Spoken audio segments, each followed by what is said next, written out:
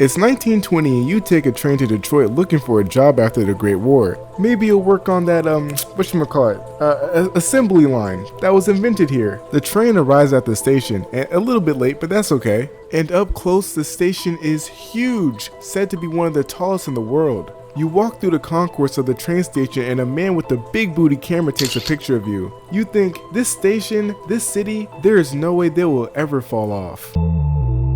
Both Amtrak and MDOT have toured Michigan Central Station and are now examining possible transit options. Back in its heyday, thousands of people would catch a train at Michigan Central every day. The past could become part of its future.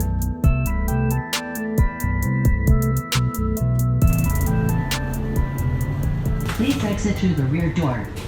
Doors open. As always, thanks to my patrons. Your donations make this content possible.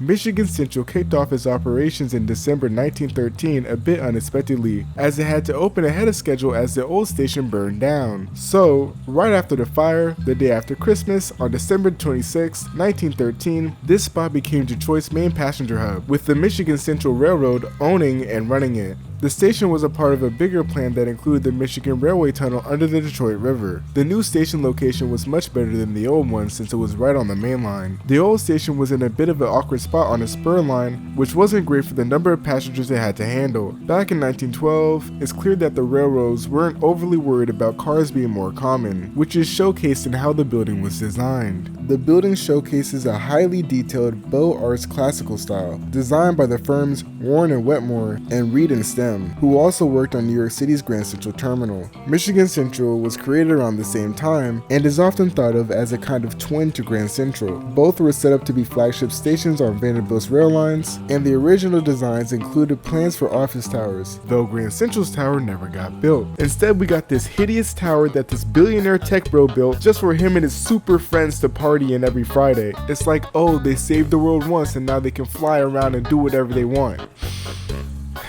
Anyways, Grand Central and Michigan Central share similar detailing and only opened 6 months apart. Back then, the 500 square foot building cost $15 million to construct, which is around $500 million today, with Roosevelt Park serving as the grand entrance to the station. However, the park wasn't fully developed until around 1920. The building has two main parts, the train station and the 18-story office tower that rises 240 feet high. Originally, there were plans for the office tower to have a hotel, but in the end, it would only be used as office space by the Michigan Central Railroad and subsequent railroad owners. The upper floors of the tower were never fully occupied or furnished, so they didn't really serve a purpose. This kind of shows you what type of financial state large railroads were in back then. They literally built extra floors for no other purpose but to ore farm. The waiting room on the main floor is inspired by ancient Roman bathhouses, featuring marble walls and vaulted ceilings. However, it should be noted that the musty smells of those Roman bathhouses wouldn't be achieved until the late 1980s, when the station was abandoned. There's also a big hall with Doric columns, which used to have the ticket office and some shops. Past the shops, there's a concourse with brick walls and a huge copper skylight. Passengers would head down the ramp to a tunnel that would lead to the 10 platforms, accessible by stairs and elevators. The 10 platforms consist of a side platform and 5 island platforms, along with 10 paired tracks, plus a track for the Railway Express Agency mail service at the south end. Just outside, there are 7 more freight tracks. Below all this is a spacious area for handling baggage and mail, along with offices. Unlike the name of the station and the railroad that built it, Michigan Central isn't anywhere near the central of downtown Detroit, since the station was built away from downtown in order to encourage development around it. So the station was set up so people can catch interurbans or streetcars to get to and from Michigan Central. There was a big plan to create a wide boulevard connecting the station to the cultural center, but unfortunately that never happened. Still, the station stayed busy for quite a while. Trains from the New York Central Railroad, which took over Michigan Central, the Baltimore and Ohio Railroad, and the Canadian Pacific Railway all ran from this station. Back when World War I kicked off, rail travel in the US was booming. At the time, over 200 trains were leaving the station every day, and the lines to get on them would stretch all the way from the boarding gates to the main entrance of the station. By the 1920s, Henry Ford started buying up land near the station, since he had plans to build it up. But then the Great Depression hit, and those plans were pretty much scrapped.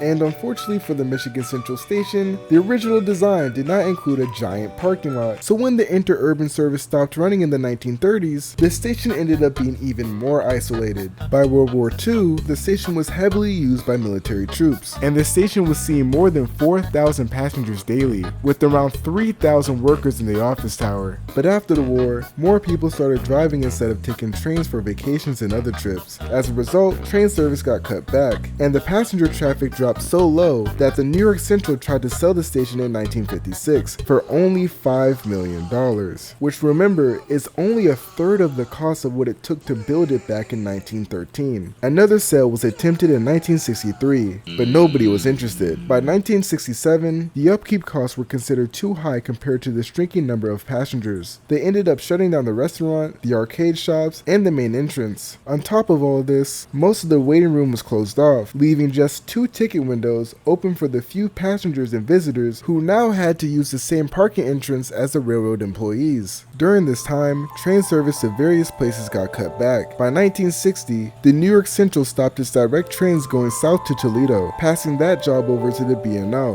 By 1963, the B&O moved its trains to the 4th Street Union Depot. The New York Central wrapped up its last trains heading north to Bay City in 1964. The combined New York Central and Central Pacific trains were also discontinued, and the international Canadian Pacific trains to Windsor ended in 1967. Fine. I'll do it myself. Once the New York Central and the Pennsylvania Railroad combined in one of the most horrific mergers in US history, it's safe to say that rail operations didn't get any better. Fine. I'll do it myself. When Amtrak took over the nation's passenger rail service back in 1971, they reopened the main waiting area and entrance in 1975. In 1978, they kicked off a $1.25 million renovation project, but then 6 years later, the building got sold for a transportation center project that would never end up happening. On January 6, 1988, the last Amtrak train left the station after the owners decided to shut it down. Amtrak would still service Detroit from a platform on Rose Street near the old station until the new one opened a few miles away in 1994, officially marking the end to rail service on Michigan Central property. Damn, that was depressing. Well, at least it's gonna get better as the series goes on, I think. Anyways, 500 likes for episode 2. And as always, if I earned your like and subscription, I love you, and if you made it this far in the video, thanks for watching.